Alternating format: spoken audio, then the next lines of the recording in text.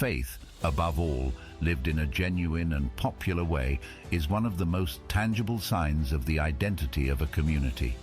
In Campania, the patron saint, San Antonino, lives next to his faithful, thanks to the thaumaturgical power that has been operating through his column for centuries. In Zappino, one of the upper districts of the historic center of Campania, stands the church of San Antonino, formerly dedicated to the Santissimo Salvatore.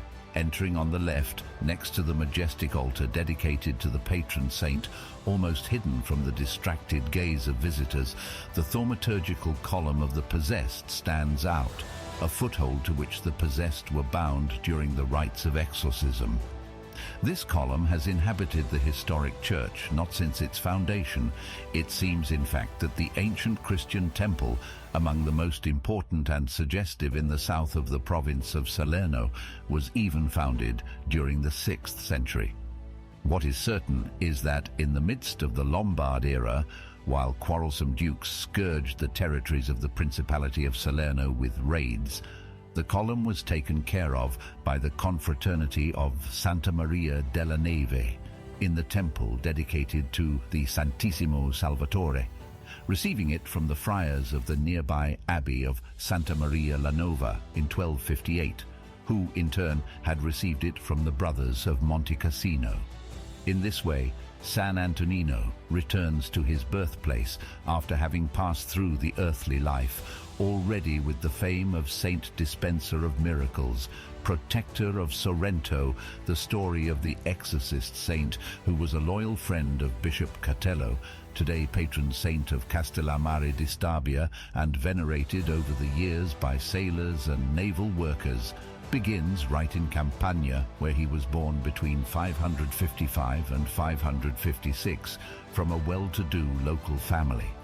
At the age of 15, orphaned of both father and mother, he was received in Monte Cassino, from where he was sent sometime later to direct the community of friars in Brindisi.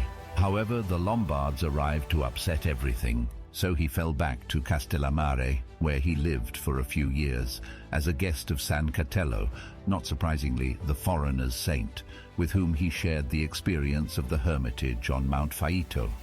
The saint entered the kingdom of heaven on February 14, 625, but where does the devotion to the column come from?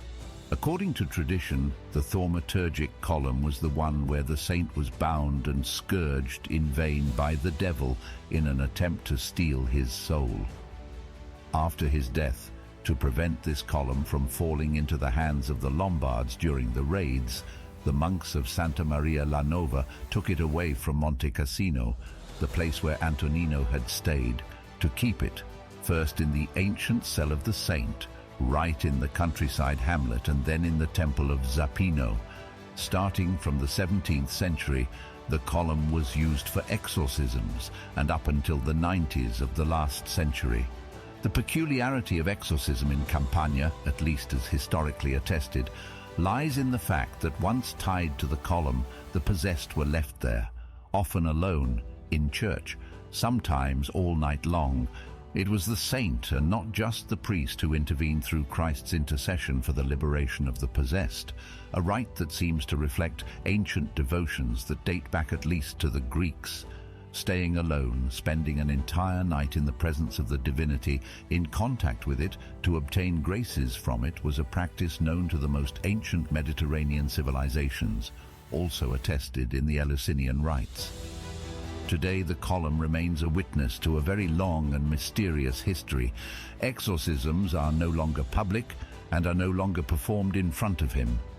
But Antonino's silent gaze can still be perceived in the semi-darkness of the altar.